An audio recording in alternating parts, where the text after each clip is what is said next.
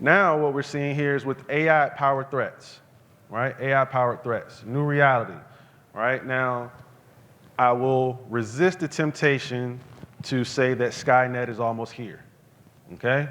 It's not. We got at least, what, 6 months? Three? Yeah, 3 months before Skynet is here.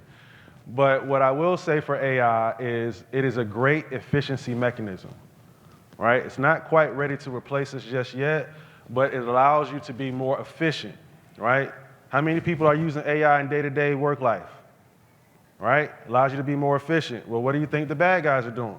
They're using it to become more efficient, right? We're not seeing any real crazy things with the exception of, I think it was a year ago, where the lady got into like a AI-generated meeting and ended up having the CFO sign a check or writing a check or something for like millions of dollars. Do y'all remember that? No? Y'all didn't see that? Oh, okay. Well, essentially what happened was somebody put together a Zoom meeting, fished executive assistant with signature authority, had them join the Zoom meeting, and had created AI versions of executives in the company and somehow talked her into signing a check and giving away millions of dollars. So I'll be honest with you, that was kind of cool, but, but let's not do that. All right, so AI-generated deception. And then widespread device compromise, right? We're seeing this, again, efficiency mechanism. They're using these tools to become more efficient. They're going faster. They don't have to work as hard for this stuff. It was already pretty easy, but now it's just getting easier, okay? Now, why legal strategy matters, okay? Cyber incidents create an immediate legal exposure across multiple domains, right? The first one everybody should be familiar with, we got regulatory compliance obligations, right? Breach notifications, potential litigation exposure, the new SEC or relatively new SEC disclosure rule if you're a publicly traded company, and then insurance claim complications, right? The legal advantage, why you want us, why you want to have an attorney in place is because we help with all these things. One of the big things that we do is we help to preserve what? Attorney-client privilege, right? Attorney-client privilege. Everybody in here is familiar with that, right? Anybody got any ideas why that might be important? Why do we want to preserve privilege?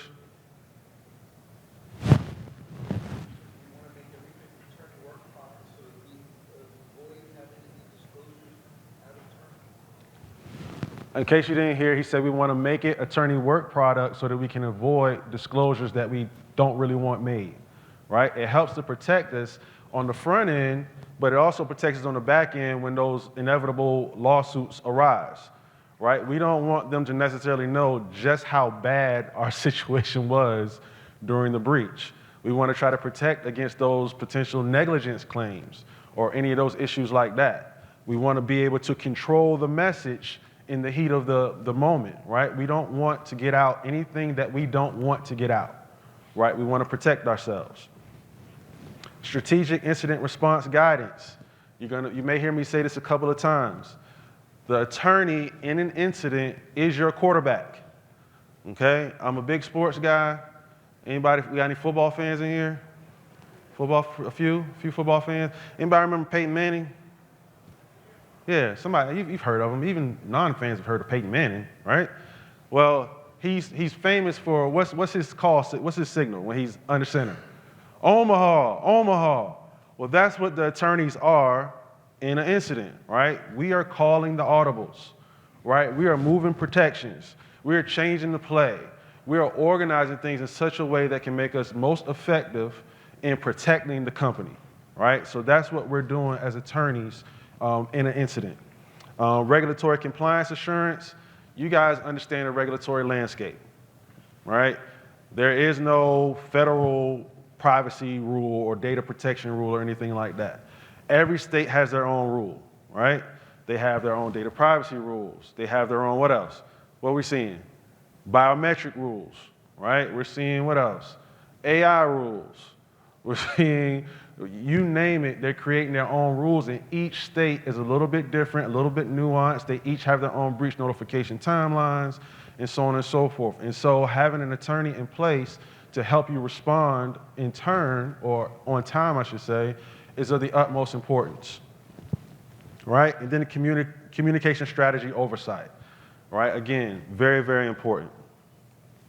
Now, the cost of legal missteps, right? The cost of legal missteps, 68% higher regulatory fines, 42% higher litigation risk, and 23% longer recovery time, right? Think about that. Attorneys, just having an attorney in the midst can help to reduce all these issues, okay? We just talked about the regulatory landscape a little bit. 50 different state laws, the SEC discovery rule, you got to notify within 4 business days. And then we have our sector-specific rules. We got HIPAA, right? We got GLBA. Any NYDFS fans in the room? Yeah, I see a few hands.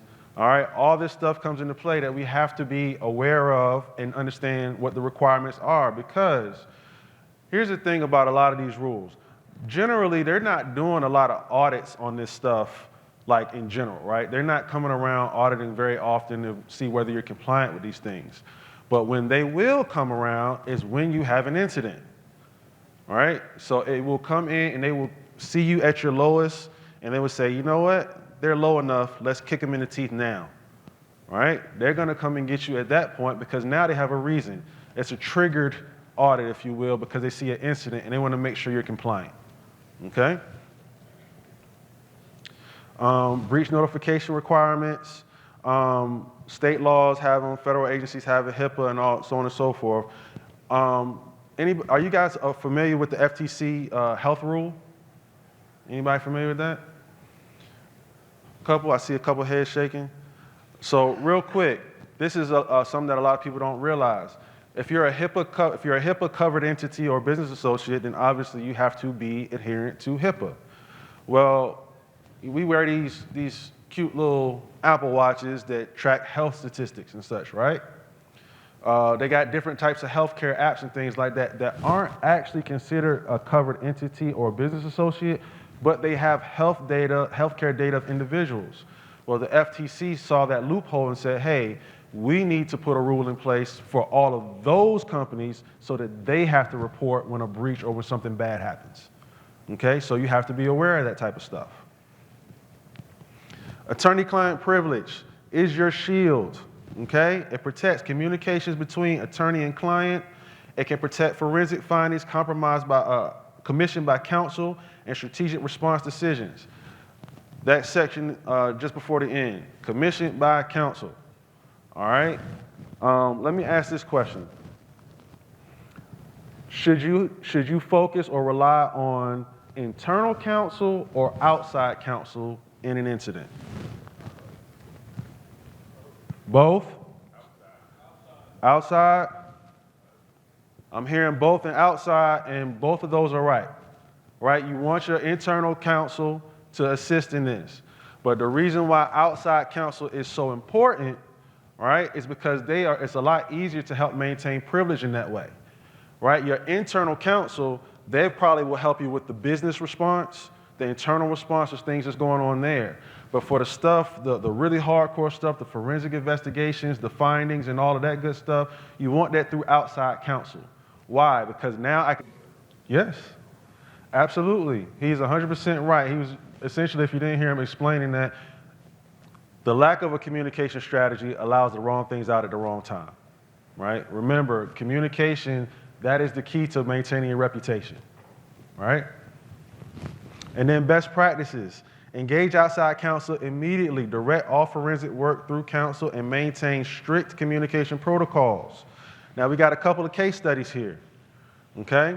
This first one is a good example of what to do, all right, when you have a massive breach, like the Target breach back in, man, good Lord, I can't believe that was 2013. Where have the years gone?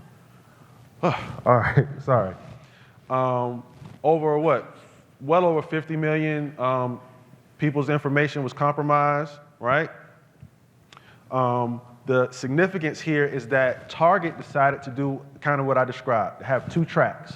They had a legal track for the incident response, right? But then they also had a business track for the incident response, and they kept them separate.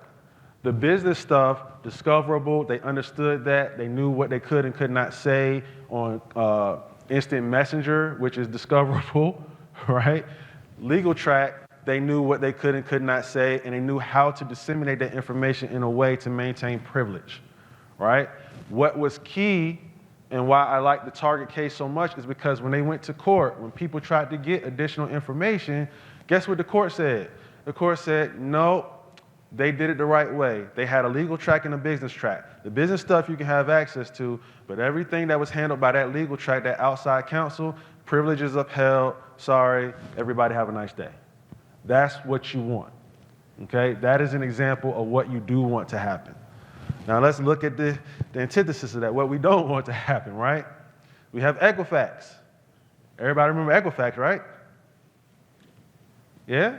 Okay, this was a little more relevant or a little more up to date. This was 2017, still feels like forever ago, okay? One of the largest U.S. credit reporting agencies suffered a catastrophic breach, releasing 148 million Americans' names, date of birth, socials, credit card information, all kinds of stuff, right? Now, here's the issue that Equifax had.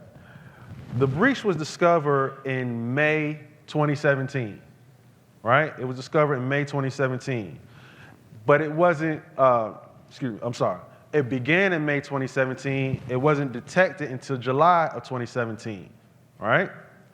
Wasn't detected until July of 2017. But then they didn't bring in counsel until August of 2017. So you had from May to August that they knew about the breach, did not bring in counsel, and they did a lot of dumb stuff, okay? Now, what was the dumb stuff they did? I don't want to mess this up, so hold on, give me 1 second. Let's see. They sold stock, right? They started, what was the other thing? I'm sorry. My notes. Yeah, sold stock, failed to preserve a complete record of internal communications, including their instant messenger things, right? Instant messenger notes, right? Emails, all that stuff. They failed to preserve all that stuff. So what does that mean? They're automatically in trouble, right? They're automatically looked at negatively once they go to court, right? There was no privilege attached, so all of that information became discoverable. How do you think it looks when the board and executives knew of the breach in May, and before they told anybody about it, they sold stock and made money and tried to prepare themselves to handle the brunt of it? Not a good day, right? So Equifax had a tough go of it, we'll say, all right? Now, role of counsel in incident response, we talked about protecting privilege, we talked about overseeing investigations, and we talked about compliance and notification, right? Consequences are compromised privilege, right? Regulatory violations, increased litigation risk, reputational damage, and financial devastation, right? So now, you should recognize this: prepare, detect, detection and analysis, containment, eradication, and recovery. Should sound familiar to you? Maybe NIST, a little bit NIST, right? So, but what this slide does is it kind of adds a little bit of a legal overlay on it. So for preparation, establish legal contacts, privilege protocols, and communication procedures before incidents occur. The worst time, right, to have the first conversation with an incident response attorney is when the incident has happened. You don't want that to be the first conversation. One of the reasons is the price of that attorney is dramatically increased, okay? That's first things first. But now that attorney is coming in cold, they know nothing about your company, they don't know how you communicate, they don't know what you do, there's no familiarity, and now he has to figure out all that stuff on the fly, all right? Detection and analysis. Engage legal counsel immediately upon detection to establish privilege protection. We just saw those two contrasting cases. What happens when you do engage early and what happens when you don't? It is very, very key that you bring an attorney in up front. That just helps things, okay?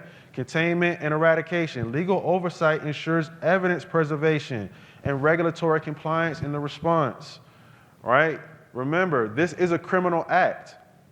Right? People are stealing from you or doing bad things to you. right? So you want to make sure that the evidence is admissible in court. You want to make sure that the evidence is legitimately collected so you don't have problems.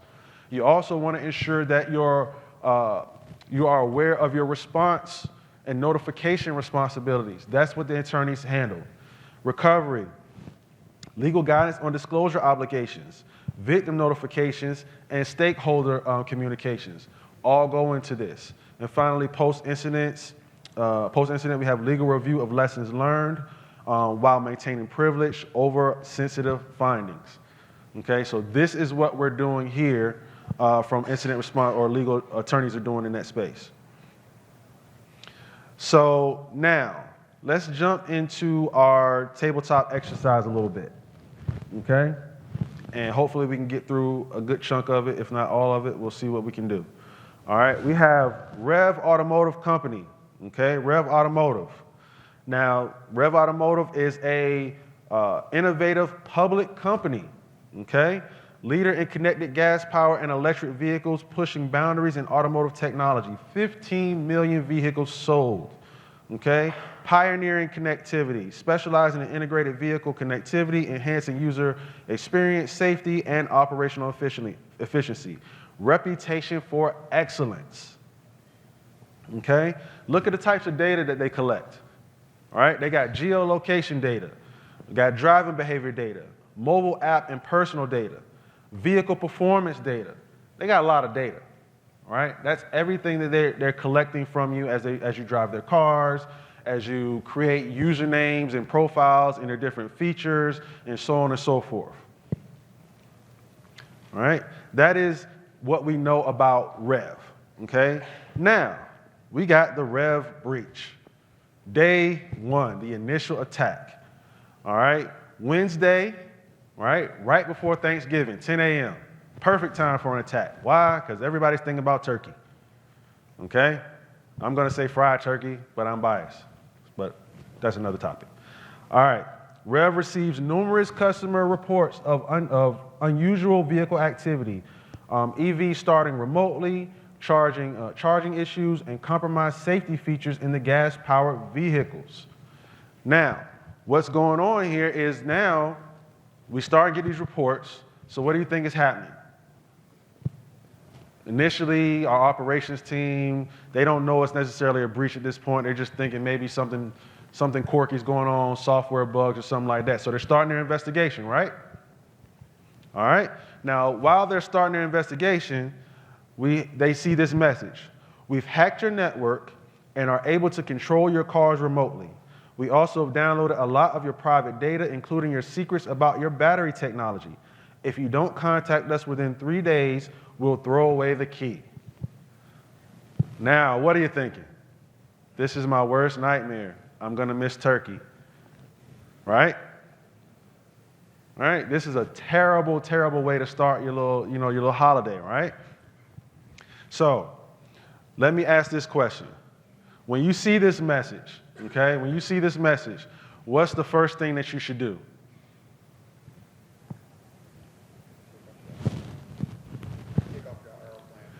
Very good. Kick off your IR plan, right? You should have an incident response plan in place for this. You should have something specific for ransomware, right? You should have something specific for various different, we'll say, use cases of attacks, right? So that you know how to respond to them individually, because they are unique. They may have different responses, okay? Now, what's the first thing that you should have to do in your incident response plan?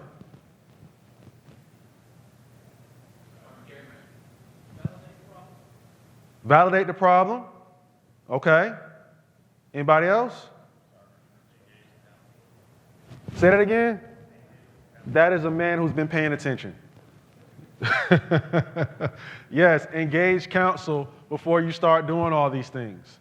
Why? Because we want to get privilege established quite quickly before we start getting so much information. Now, this is not to say that you don't want, oh, go ahead.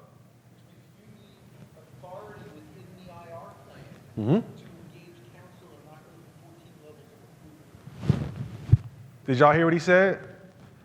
No. He said that means that in your IR plan, you have to have the person with permissions to engage outside counsel set up in your plan. right? That is very, very key. You need to have the person who is able to designate this as an actual incident, right? Who's the person who can make the call that says, yes, this is an incident, and then that person is likely going to probably be the person or tell the person to get outside counsel, okay? Now, we have our Rev Breach legal team assembly. All right, legal team assembly. This is our all-star team, okay? We have our outside counsel, right? Engaged to establish privilege, all right? Then what do we have? We have our extortion negotiator. Everybody, how many of you thought of extortion negotiators in this? One, got a couple? Couple? All right, very, very good. You guys are ahead of the curve. Yes, there are actually extortion negotiators who specialize in ransomware attacks, right? So you want to bring them in early, okay? Why? Because they may have information about bad guys. They're extortion negotiators. They do this for a living. So they may recognize the IOCs. They may recognize what's going on or know that there's a specific group who attacks your specific industry or type of company, right? Extortion negotiators. What we got next? We got crisis communications, right? Crisis communications. Look for those who have experience in this space. Engage them through outside counsel. Work on stakeholders' communications. You may be reactive at first, but do not include unsubstantiated facts in whatever communications you send, right? Your forensic investigators. You want to make sure, again, outside counsel is the one bringing in all these different pieces so that you can continue to establish privilege. Your forensic analysis is going to be key, right? Law enforcement, bring in the FBI, right? Call your local authorities. They have centers of excellence designed to handle these types of situations and scenarios, right? You may want to file a complaint with IC3. You guys familiar with IC3? All right, Internet Crime Complaint Center. All right, that you can report different issues through them to get the FBI engaged. Okay, and then insurance carrier. You definitely want these guys involved. All right, you want to know, first of all, hopefully you've engaged an attorney to review your insurance policy to feel comfortable about your coverage. The exclusions and things that they put in those policies can be a nightmare. And so you want to make sure you understand what is covered and what isn't covered. Why? Because what happens if we come to find out that our attacker is a nation state or apart from somebody's government or something to that effect, right? What's your insurance carrier going to do? Because most insurance policies have an exclusion for acts of war and terrorism. Well, guess what? If it's a nation state, they're going to argue active war or terrorism, guess what? No mas. We're not paying nothing. All right? So you want to understand that as you review your insurance policies to be prepared. Now, the initial investigation, we're on day 2, Thursday, 8 a.m., Thanksgiving Day. What a horrible Thanksgiving. All right? We have external intelligence and collaboration. The FBI confirms that the Evil Bits group's recent attempts on other connected vehicle manufacturers. Both the forensic investigator and extortion negotiator confirm this finding. Okay? We have the internal communications dilemma. What do we share? When do we share it? All right?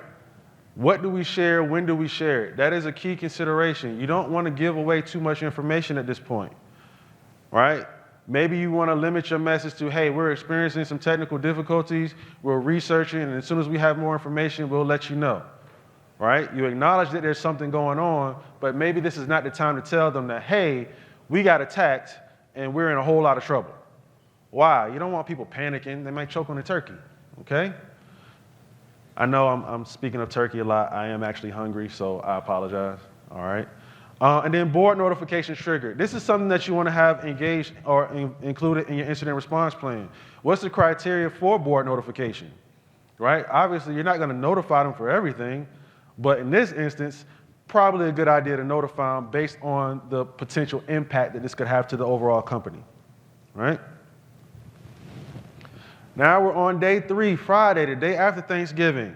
You're waking from your food coma. We got forensic findings. Compromised admin accounts are being found for accessing customer files, names, usernames, passwords, demographics, and location information, has been taken. What else? Malicious software updates have been pushed to the vehicles, so they got access to the admin accounts that allows them to push patches to the vehicles remotely. So it's a real bad day right now, right? And then potential ongoing data exfiltration. What are the legal considerations? What do I, as your attorney, have to think about? Should Rev authorize a complete system shutdown? Right? What are the safety implications for the drivers? When must breach notifications begin? All right? Because we're on day 3, we're a publicly traded company, and we got that SEC rule that says 4 business days, right? Well, we might have a little more time because Thanksgiving is not a business day, but you see the point I'm getting at. We have to start thinking about notifying in very, very short order. All right? So that question, the CISO, which is a key decision, the CISO wants a complete shutdown to prevent further exfiltration, but this affects millions of customers' vehicle safety features. So who thinks we should shut down everything at this point? Raise your hand. Nobody. Wow. Either you're not paying attention or you're really smart. No, that's good. We don't want to authorize them to shut down right now because we're still collecting information. We don't know the answers to these questions yet, right? If we shut down our system, does that mean that our EV vehicle people, our customers, are now stranded? Right? Does that mean God forbid, what if an ambulance is on EV? I don't know if they do that yet, but what if it is? And they got somebody in the back and you shut down the system? Like, what are the full implications of what's happening? We don't know that yet, so we can't authorize, or we shouldn't be authorizing a complete shutdown at this point, okay?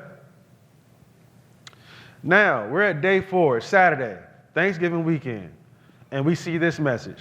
Nice try, we've read your emails and seen your secrets. We are prepared to leave your network and give your customers back control for $40 million in Bitcoin. If you play games with or work with authorities, the consequences will be severe, especially for your drivers. Okay, so what do you think is happening here? Obviously, this is what? Just to let you know, hey, this is real. We want $40 million. This is our official extortion attempt. This is our official ransom, right? Now, the reason why this is key is because I see these, they're almost like a fish. They want to scare you into doing something, right? They want you to panic and say, just pay them the money, just pay them the money. But we are not 100% sure who we're paying yet. You see that first section there, OFAC, the sanctions list? Remember, what if this is a nation state? What if this is somebody who's on the OFAC list, right? By law, we can't do anything. We can't pay them. And if we do, we just open up an additional set of issues for our company that we did not want, right? So you have to know what you're doing. You have to understand that you have to exercise a little bit of patience, little intestinal fortitude to try to hold still, and let's wait until we get more information. Business continuity, right?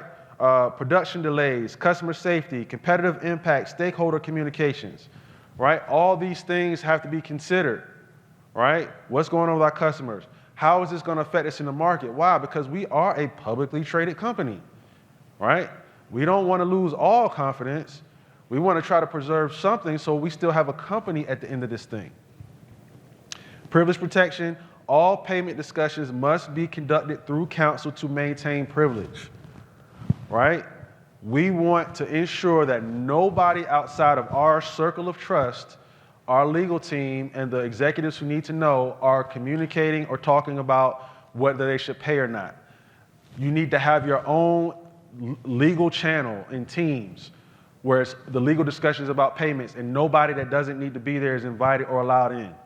Why? Because that helps to protect privilege. We don't want everybody contributing to this type of conversation because we want to keep this privilege, right? Day 5. Okay, still on Sunday, Thanksgiving weekend, right? So forensic teams are working tirelessly to identify all compromised user accounts, review data access across all systems, emails, file servers, collaboration tools, and the like. to establish a precise timeline. They are methodically analyzing data for exfiltration and so on and so forth. So we got a lot of questions here, a lot of questions. Extortion dilemma. Should Rev pay the $40 million demand? Anybody any thoughts yet?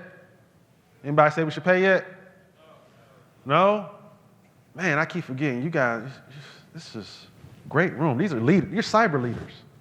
I see it now. Great. Okay. Communication strategy, right? What should be communicated to employees, customers, and media? How do we respond to vendors, right? Now that's an important consideration because obviously this is a huge thing. Remember, we sold 15 million cars, right? We got tons and tons of customers. At some point, we're gonna have to communicate out that we've been breached. We're gonna have to notify what's been taken. And what do you think is about to happen? We are gonna get flooded with customer calls. We're gonna get flooded with media requests. We're gonna get flooded with every type of request you can think of. So before we start notifying, one of the things in our incident response plan is we should be putting together a plan for how we're gonna handle all these calls, how we're gonna handle all the messaging. It should be a message sent out to the people who will be responding where they read it like a script. Do not vary from the script. You only say what's on the page. Why? We want to be consistent in our messaging. We don't want to say too much or too little. We want to say just the right things. Okay? Restoration and safety. When can the systems be safely restored? We don't know that yet. We have no clue. We're still in the investigation phase to figure out just how deeply entrenched the attackers are, right? Legal and financial impact, immediate notification obligations, the SEC disclosure rule, what are the total costs, and how do we ensure proper insurance reimbursement? Well, again, that's stuff you got to handle before the attack happens, okay? All right, well, guess what now? We're seeing the media inquiries. We got social media posts. We got New York Times. We got Krebs on security, Wall Street Journal, NBC. Everybody wants to know what's going on, right? This is where the pressure really comes into play, right? Now that it's public, now that everybody knows what's going on, now you really, really have to exercise fortitude. You have to really exercise patience. You have to kind of sit still with it and allow the investigation to continue to play out before you make any quick decisions, before you start responding with too much information to these things, okay? Now, one of the things we see is we have what? Customer cares, regulatory. We got 3 attorneys generals and congressional letters from Senator Wyndham on location data privacy. We have board pressure, right? Now, when that happens, again, we have more pressure to get this over with as quickly as possible, but we have to resist that temptation, okay? Now, we skipped ahead a few days, day 11, more bad news, right? We now starting to understand exactly what's happened, all right? We have forensic results confirm 500,000 drivers' sensitive location data and social security numbers and finance applicants were exfiltrated. Executive embarrassment. The threat actors gained access to executive emails, exposing embarrassing personal details. All right? Global customer record breach. Compromise extends to customer record containing usernames and passwords for people from 50 states and 10 international companies. New vehicle safety risks. Thousands report issues with automatic braking and lane departure systems. And now we have competitors exploiting this situation. A viral social media campaign, dollars over drivers. That's pretty good. They're Johnny on the spot there, all right? This is more things that we have to try to figure out, all right? Because now that the executives are being impacted, what do you think they really want to do? They really want to pay this ransom. They really want to get this over with as quickly as possible. But remember, you have the FBI and you have your extortion negotiators in your fold, right? And a couple of questions that you have to ask yourself is, if they've dealt with these types of attackers before, you want to understand, are these attackers professionals or are they just mean? If they're professionals, then they're going to uphold their word, right? Because they understand they want people to know that they'll do what they say so they get paid, right? And so you want your extortion negotiators and your FBI people to kind of give you an indication of that. Like, hey, do these guys normally pay? Or when they're paid, do they normally give up the information? Do they still splash it publicly? What are they doing? How do they handle these things? Because that's going to weigh into your decision very heavily as to whether you decide to go ahead and pay this. The other thing that we haven't really discussed here is we don't know our capabilities for our response, right? And when I say our response, like as in what was our business continuity look like? What's our disaster recovery plan look like, right? Can we recover? Do we have backups? Have we been able to root them out of our systems and regain control and management of our systems? Like, where are we at in that? That's all going to come into play when we're starting to make these decisions, okay? Day 14, more data is leaked. We got dark web shaming. The threat actor publishes samples of Rev's business partner and customer data, along with sensitive battery IP, all right? Now this is getting worse by the day. It's not getting better. We got partner backlash. Several business partners confirm information is public, demanding immediate answers and action from Rev's Automotive. And then we got VIP extortion. Government official customers are directly contacted by the threat actors in separate individualized extortion attempts. All right? These guys are good at what they do. They know how to ratchet up pressure to get you to move. Okay? Now, at this point, who thinks we should pay? I saw a hand. Don't be scared. It's okay. I saw a hand over there. Anybody think we should pay? Nobody? Just the one guy? The brave soul? All right, fine. Okay. Not a problem, not a problem. Now we have our full scope of the damage is confirmed. Day 14, right? What are we seeing? All right, critical IP exploitation, the broad geographic impact, all these countries, employee data compromise, severe production delays. The ongoing shutdown of Rev's manufacturing facilities is projected to cause a production delay of 6 months. Yes, sir? I thought you asked the question, I'm sorry. All right. Final assessment impact. We skipped to day 28. We have 1.9 million customer records, okay? We have 5,000 employee files, 6 months of delay, okay? How do we put this back together? What do we got to do? Well, it's going to be a long, long, long road to recovery. This is not something that's going to happen very quickly, okay? I saw this firsthand at Central a couple years ago when they got breached. It took them well over a year to fully recover from their breach, right? So this is going to take a long time. Legal consequences, day 60, you got class action lawsuits, right? Regulatory investigations, FTC civil investigate demand, Irish DPC, right? Inquiry from EU compliance issues. We got payment card fines, right? Because we got card numbers potentially stolen. Legislative response, board investigation, independent investigation launched to assess management and response and government failures and governance failures. All this stuff comes into play, okay? Now, what are our key takeaways from this, okay? Because I couldn't end with a happy ending because there is no happy ending coming from this scenario.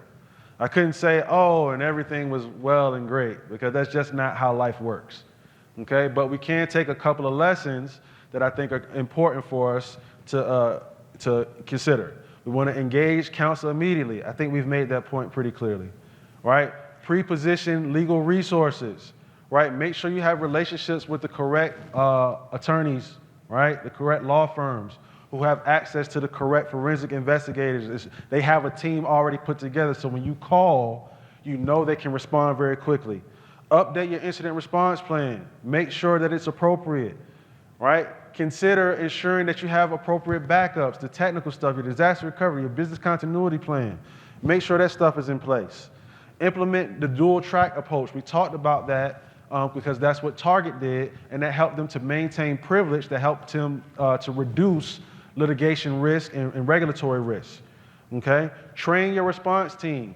How many times have we said you need to do incident response or tabletop exercises on a regular basis? Why? The first time you do it, you do not want it to be during an incident, right? You need to practice to become good at it. And then there's my contact information at the bottom. There you go. So that concludes my talk, and I think I'm out of time anyway. I'm Devon. If you guys have any questions for me, see me over to the side. Thank you.